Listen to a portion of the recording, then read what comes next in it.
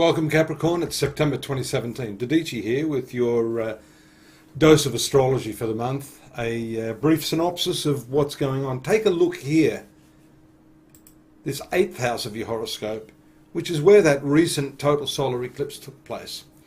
If you thought that you were over the effects of that, that's premature to think so, because we can still see here, even though the sun has moved out of this area, that we have Venus, the North Node, Mars and Mercury here. Mercury is retrograde, friendly planet, but that remains retrograde, giving you the opportunity to,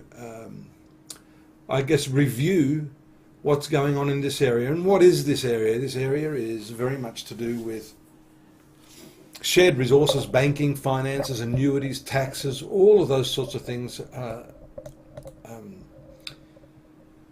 drawn out by the planets in this area. Also this house, another shared resource, which is not actually a material resource, is your sexual relationships. So this is all very powerful stuff. And the retrogression here shows you need to be careful how you manage any of those things, any of those topics that I've just mentioned, especially because if we look over here, as the month commences, September 1st, you've got the moon transiting this very intense and transformative Pluto in your sun sign right now. That's going to happen every month anyhow.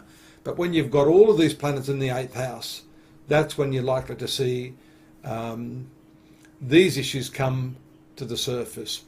You've got some fortifying aspects here from Uranus down here in your 4th house and the position of Saturn in the 12th house, which means you have a grand trine in these 4 houses, which are actually considered spiritual houses. And so this month, I think, reveals a lot to you, not just on that financial level, just around here, the 2nd, we see it moving here into your finance sector.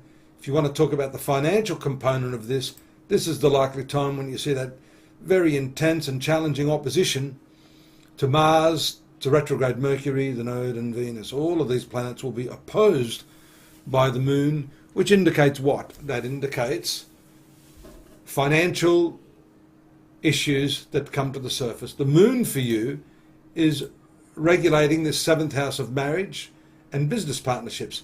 So it's quite likely some problems arise around the early part of the month.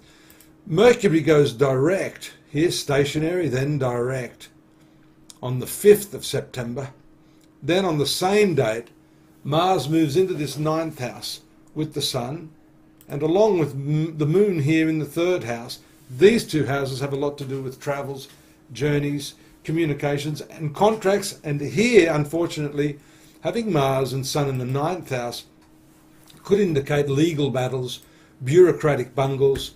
And here we see the dispute taking place just as Mercury moves in here to join that around the 10th, I believe.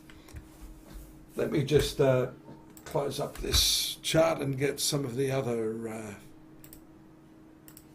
here we go here, so I can check the dates here. I've lost my train of thought. Here we go. The 10th exactly, I was right, so I should have just let that keep going.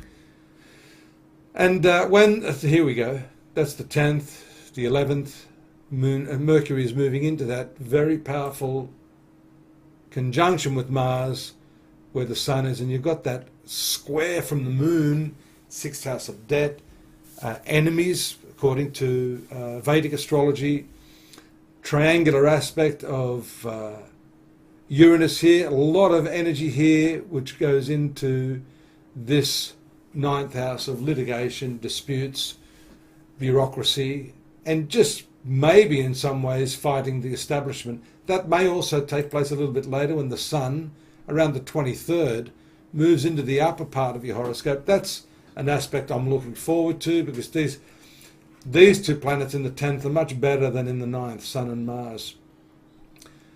Moon moves into this 8th house again, revisits that whole shared resources thing, and then we get to see the new moon around the 20th here, just as it passes over the sun.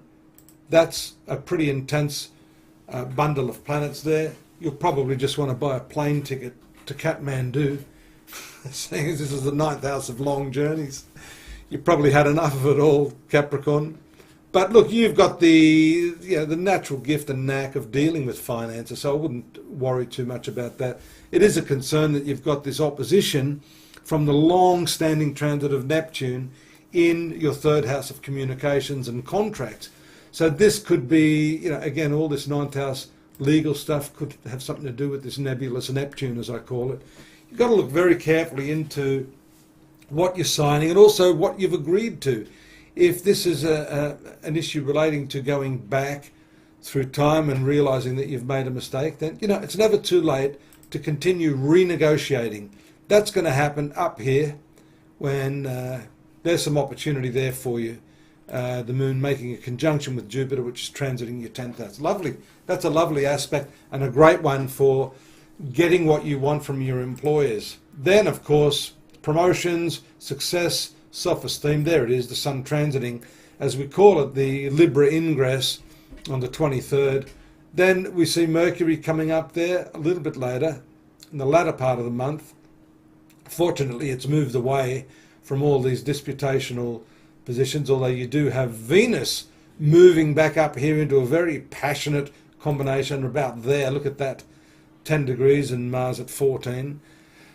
For some of you, that could be a sexual liaison or some really romantic involvement with foreigners, or maybe even falling in love with a language or a foreign place. Maybe going back to somewhere that you really felt at peace or enjoyed that locality. This is all travel stuff. But getting back to your work, this is where we see communications and important documents and negotiations. Here it is on the 30th, just at the last bit of the month. Let's go back. It'll happen a little bit before that.